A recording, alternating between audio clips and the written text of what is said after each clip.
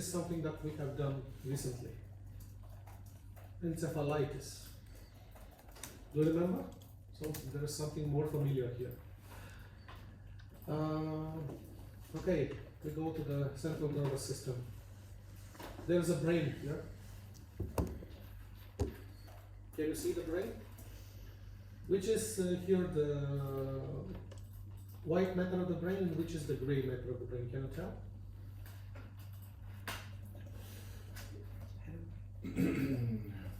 The white matter of the brain is actually this pink thing, and the gray matter is this darker thing.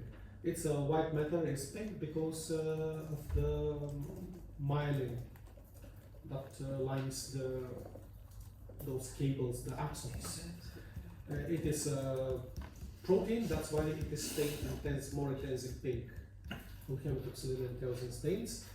And the white matter, usually in the white matter, in the gray matter, we should find some pyramid cells like this one here. Okay, these big cells like the pyramid cells, they are the bodies of the neurons. And well, here there is something wrong. Do you see this blood vessel? And around this blood vessel there is some lymphocytes. There's around the blood vessel, and well, it is not very representative, this one, but if you take a look at someone else, well, here there is another blood vessel, and here there is abundance of those small lymphocytes around it. Okay, they've obtained the whole blood vessel as a cup around it. So these cuff-like lymphocytic inflammatory infiltrates are typical for viral infection of the brain. So we have a viral encephalitis here. Why viral? Because we see lymphocytes. If it was a bacterium, there would be neutrophilic granulocytes. So if it is a virus, it's a lymphocyte. Actually, if this infectious agent is inside the cells, it is lymphocytic inflammation. If it is outside the cells, it is neutrophilic inflammation. So even bacteria that live inside the cells, like tuberculosis for example, they have lymphocytic inflammation. But if there is something outside, it is neutrophils. Okay?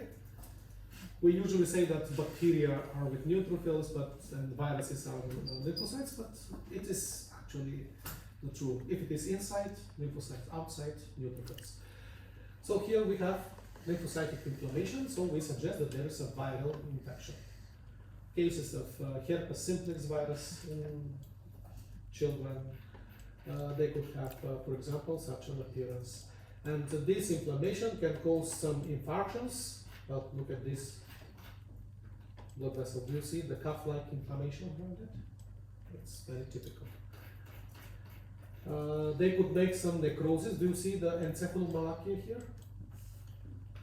Okay, there is some loosening of the tissue. Do you see these are foamy macrophages that actually, so there was some necrosis around those blood vessels, and that could lead to, well, destruction of the brain, and it's an autopsy case, obviously. So that's why this child died in this case. How do you know it's a child?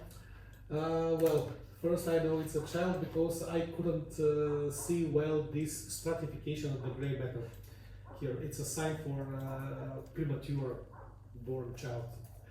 Okay, and well, adults usually don't die from this viral encephalitis, and usually we find that in children. So I suppose that this is a child. And well, but there are some signs of immaturity of the gray matter as well.